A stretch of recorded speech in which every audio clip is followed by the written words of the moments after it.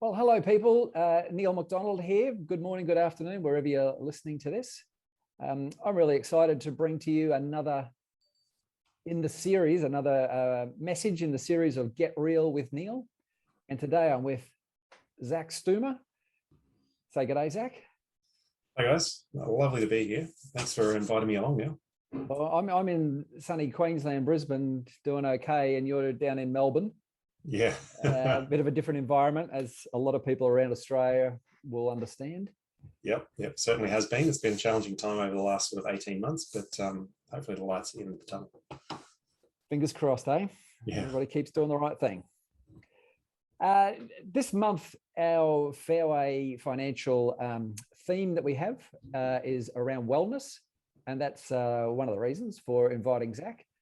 The Get Real with Neil series is about just introducing people to good quality people and connections that I've made over a long period of time who I think stand for the right thing and hopefully can add some value into your life and the way you do things. So, Zach, could I just ask you your background? I know a little bit about how we connected, but I don't really know the Zach Stumer story too much. Yeah.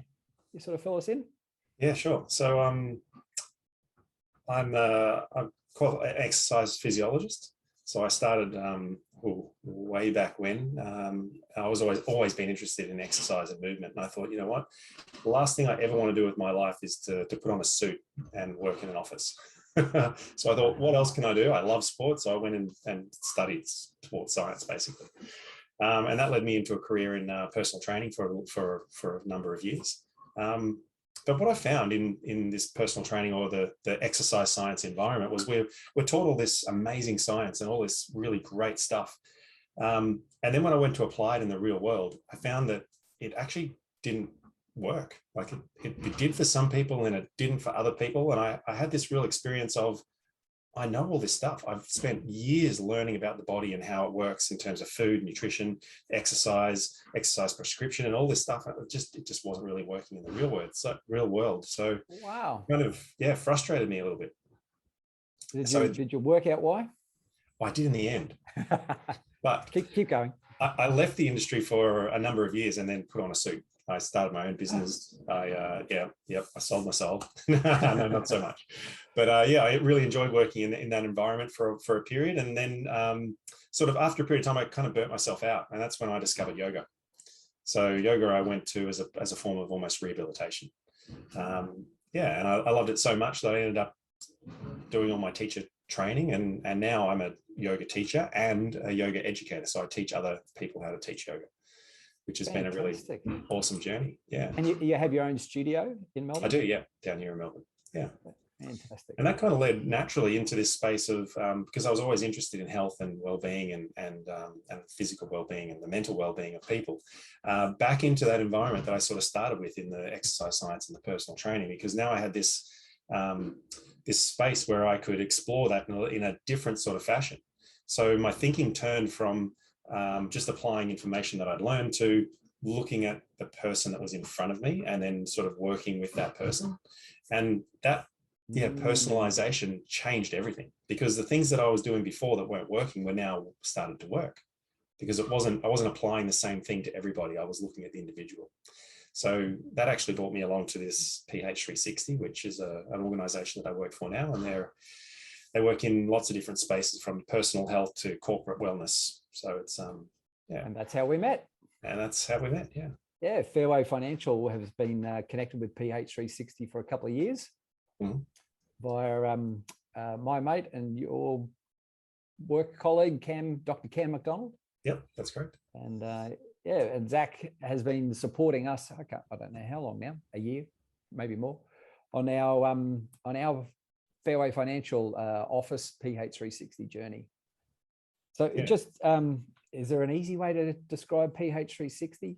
Because I know it's not, some of it is like to do some measurements and come up with your unique identifier as to your, I'll say genetics, but you can explain it better. Yeah. But it's definitely not like a personality Myers-Briggs disc profiling kind of thing. It's way beyond.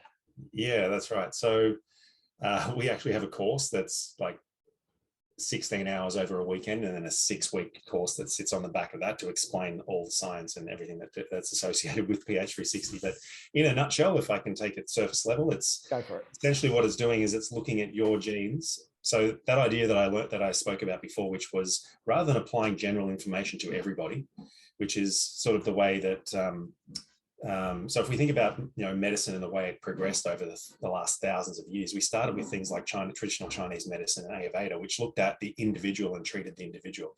Even Hippocrates is the father of modern medicine. So we started with this approach of really getting the idea of personalizing and then applying information that way. And then modern medicine came along. We've got larger populations, like lots of people to deal with. So we started to generalize, and we offer now essentially general advice. So what PH360 does is sort of reverse engineered that. We've gone away from the offering general information or advice back to let's personalize it for the individual, and basically using modern medicine. So what we do now is we look at somebody's genes, so the genes that you're born with, and essentially what those genes will do when there's an environment around genes do something. And that's what they do is called epigenetics. So PH360, or the app that comes along with this, which is called Shay, is a technology that understands what your genes are doing in a given environment, so that we can then change the environment so that your genes express the best version of them, and then ultimate health, ultimate performance, ultimate life. Yeah. Yeah. So well, that goes to my next question was, your email signature says you're an epigenetic health coach. I was going to say, I kind of get a little bit of the genetic part of that. Yeah. What's the epi? What is the epigenetics? Yeah, epigenetics. So if you go back to what you have a set of genes. Now, when we put an environment around those genes, they do something. They either turn on or they turn off. They express disease or they express health, essentially. Yeah. So they can be turned up, they could be turned down. So epigenetics is the science around what your genes do when you put an environment around them. Are they on, are they off, or are they up or down? Yep. So in the end of that, what we get is something called a phenotype. A phenotype is who you are right now, the sum expression of all your genes. So you could be outside where it's really hot and you're hot and bothered and you're sweaty, and that's your phenotype, hot, bothered and sweaty. Or you could be, in the middle of Victoria where it's, 5 degrees and freezing and you're goosebumps and cold, and that's your phenotype. So your genes are always doing things, always changing. And that's what that means. Yeah. Genes are always changing. I thought you were just, this is the way it is. Yeah. Yeah. So essentially they are reacting to your environment. That's right. So I know that in our office at Fairway, we signed up to PH360 and had our measurements taken by the team, your team, and came up with our individual for our office profile, health type. And that one of the really interesting things for me as a business owner was to be able to do something or give back something to my team. Like, we work together a lot and my staff are great and they've been with me a long time, like sort of some 14, 15, 16 years. We've all been working in the same environment. And it wasn't like the Myers-Briggs sort of personality thing, but this is actually a really deep understanding, like a personal, not anything's right or anything's wrong. This is what I do in these situations, and that's just who I am. And then when we could all share that, you had an understanding of like how I might approach somebody else in the office to ask them to do something. And there was just this real shift in the office of support, because everybody understood, that's why you usually do it this way, whereas I don't do it that way. It was interesting to reassess our roles and just sort of say, are we doing all the right things for the right people? That you mentioned before about PH360 doing corporate. That's how that kind of works, or what's the better description? Yeah. So let me fill in a few gaps maybe that might be there. So that's it. Yeah. So based on your genes, your body's expressing in a particular way. Now, what we know is that your genes, not only when they express, they essentially produce hormones, and hormones produce a body shape or your development over a period of time. That's really the purpose of hormones in this space.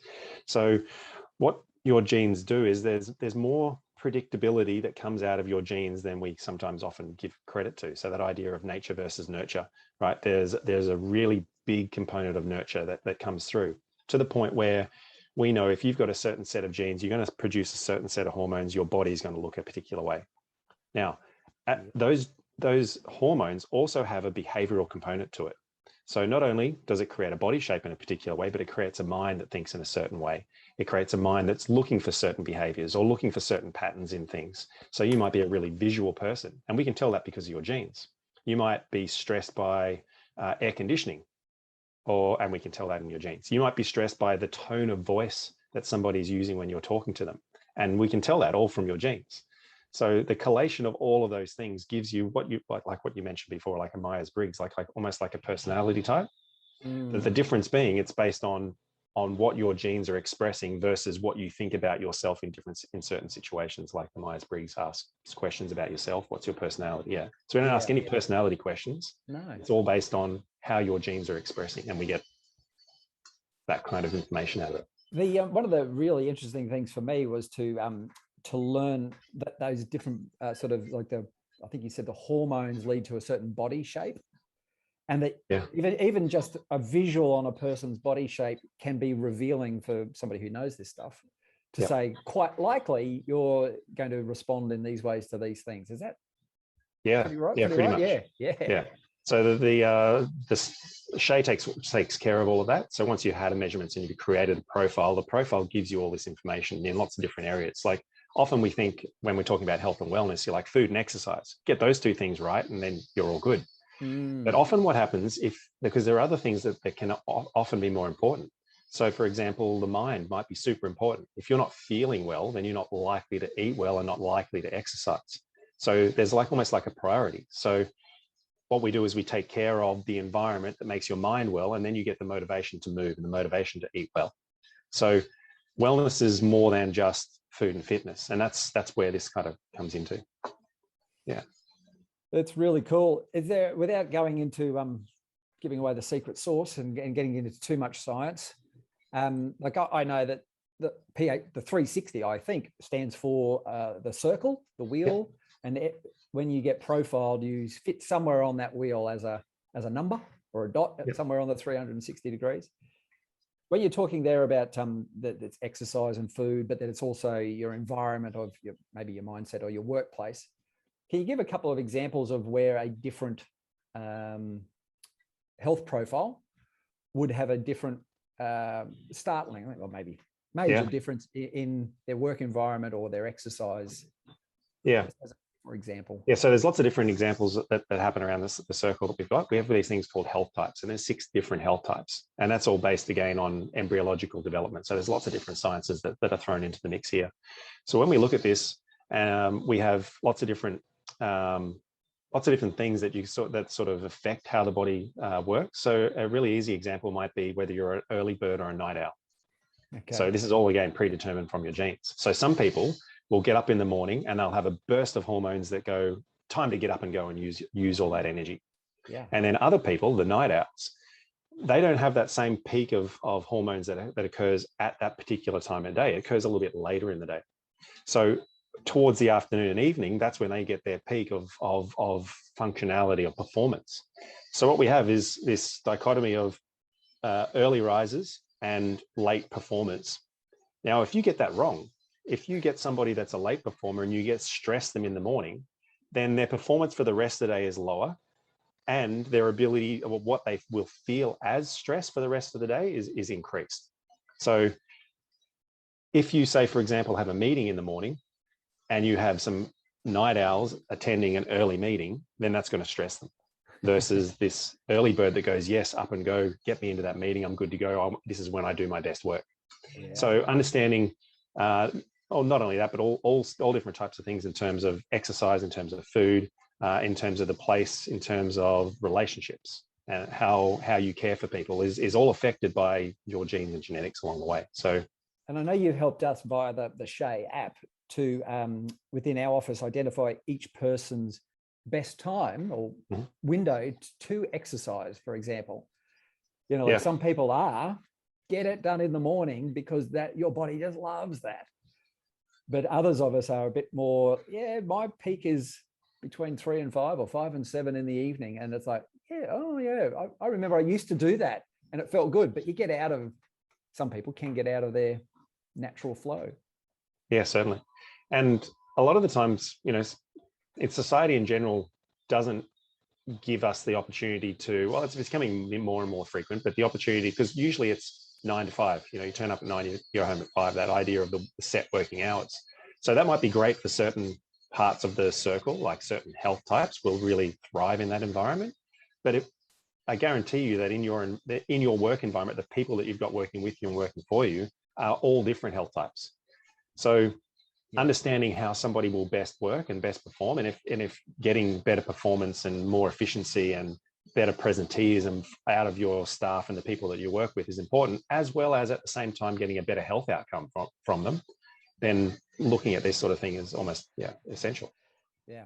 Hey, so Zach, just picking up on the different types that we're talking about, and I know that in our office you've given feedback to us, different people, that the time of the day that they eat their food, like breakfast, lunch, and dinner, can also be different for the different types. Well, how is that different? How can that be? Why doesn't everybody have breakfast at the same time? Yeah, so again, not everyone's the same, and everybody's hormonal rhythm will change and is different. It changes from person to person. It changes throughout your life, from when you're young to when you're older. So what we'd want to ideally do is eat at a time that suits our biological rhythm to eat. So certain people will use energy throughout the day quite intensely. So there's a couple of different health types. One which are more physical in their ability to move around. Like they're really like, you might know them. You might know these sorts of people. They're a little bit shorter, a little bit muscly. They sort of burn through energy quite quickly. Their body is always using it. They're always in repair mode. They're always breaking down and repairing. So these sort of people need to eat more frequently to fuel the repair of the body. Cool. And then there are other types, neural types, people you might know that are like really kind of brainy. They might be a little bit thinner. They don't have this same ability to build muscle like you might see with the first type I spoke about. Yeah. But they're always thinking, and their body is always sensing their environment. So there's a different type of fuel that they'll need to fuel that type of body. So if you think of a mind that's always thinking, it goes through a lot of like sugars, glucose. So a lot of carbohydrates are required to fuel that type of body. So they'd actually prefer carbohydrates. But then you've got a different type of body that's better at conserving. And the conserving nature of them means that they don't need to eat so much. And they eat at a later time of the day rather than frequently. And they may only eat 1 or 2 meals for a day. So depending on how they've grown, embryologically speaking, will determine the type of food and how frequently they would eat for best health. So without going into it too much, but I'm hearing there that like the different diets that people promote and books are made out of and stuff like that, potentially they might be very good for a particular health type, but not that relevant to another. That's right. Yeah. So you nailed it. So the reason they are so popular is because they do work. And you have a look at the person generally that's peddling that type of diet. They're like, I did this and it worked. Yeah. So why wouldn't you? Why wouldn't you? Everybody should. Yeah, that's right. Without that little extra layer of understanding of that everybody's different and there's going to be 1/6 of the population that follows that particular diet and gets a great result. So yeah, that's pretty cool.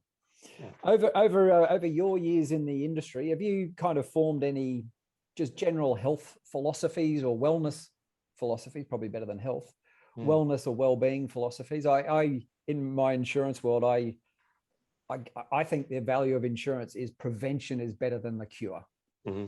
Like insurance is the thing you got to get when you don't need it, but geez, you're glad you did. Yeah. Rather than get to a spot where I've gone, now how do I fix this thing? Yeah. You got any sort of general sort of things that have come to you over the years where you go, this is what I reckon? Yeah, absolutely. Anything you can share? The biggest thing that I find is that what people don't often realize is what stresses you.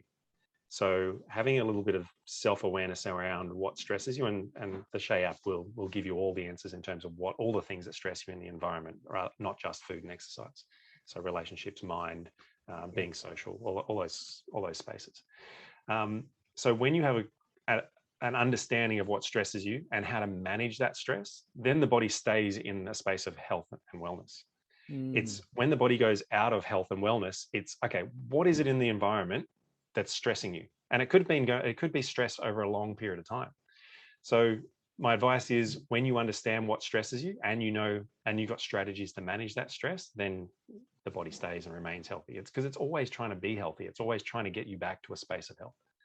Yeah, pretty cool that it does that. Yeah.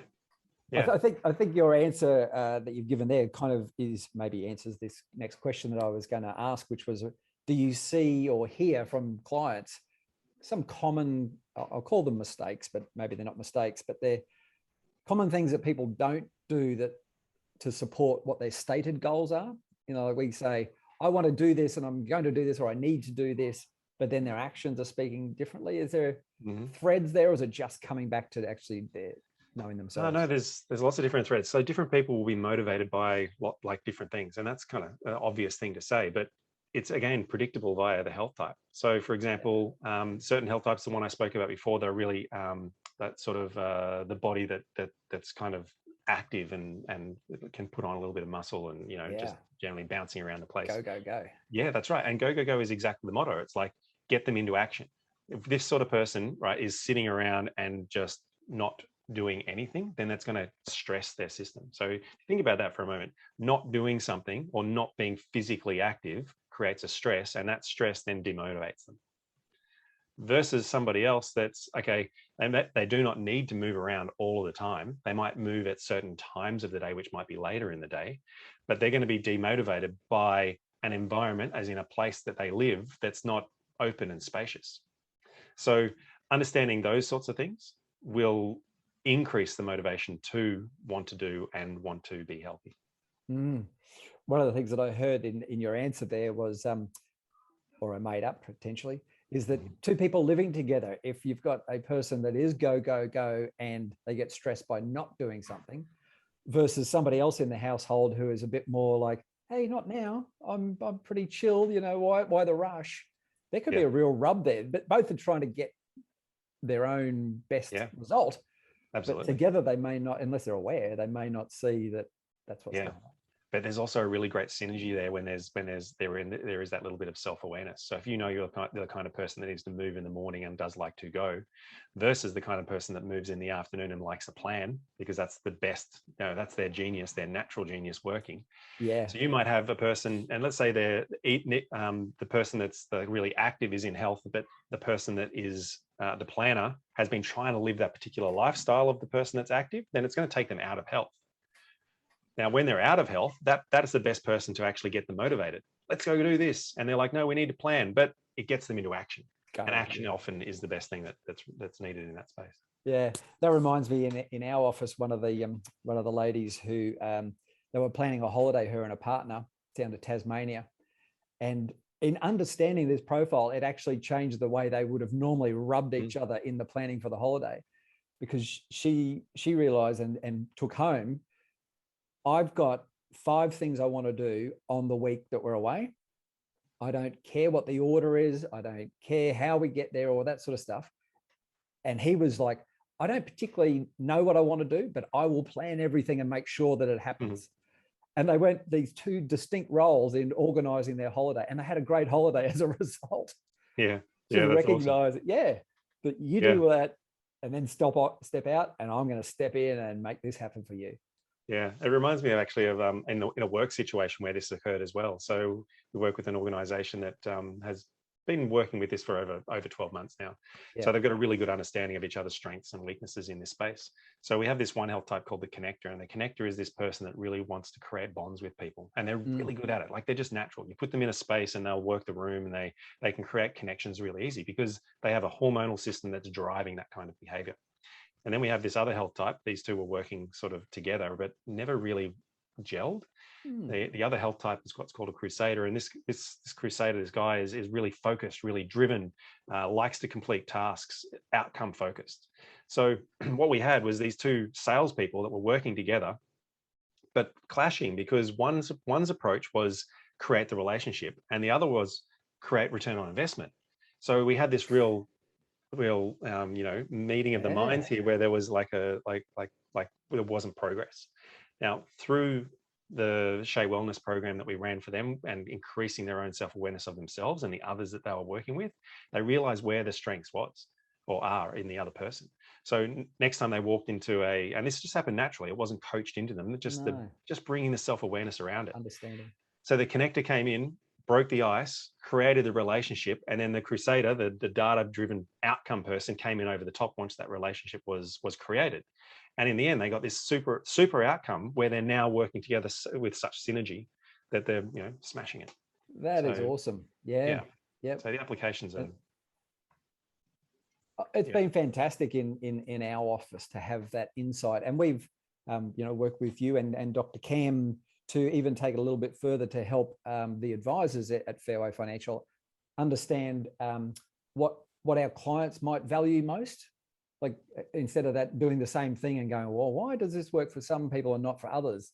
The go kind of people, if we can recognize them, there's no point going through, here's the checklist and the 55 things that are of value. If they're already saying, got it, I know I need to do this, let's go. You're just going to piss them off, if we get real with Neil, by going through that. But somebody else, if you go too fast for them, they're not comfortable. And so recognizing that, we can give our clients a better experience, we think. Yeah, absolutely. Because you're speaking to their biology. You're making this space comfortable for them, and you're not adding stress. So that makes a wonderful environment for whatever the information that you're trying to transfer across to them. Yeah, that's pretty cool, because talking about their financial situations can sometimes be stressful for people. So that's it's nice to know that we can be doing a little bit there to maybe relieve some of that genetic stress, if that's what I want to do. Well, it's real stress. Imagine the ability to walk into a conversation with somebody and understand what stresses them and what supports them, and then being able to support them in that environment. No, that's awesome. And I know that PH360 have just completed a corporate Australia's Healthiest Workplace Challenge around the country. Is there any, for our viewers, just as we close up, is there any way that our viewers or listeners can take one step towards understanding themselves if they want to check out, or this has piqued an interest to go, what the hell is PH360 or Shea Wellness? What's involved?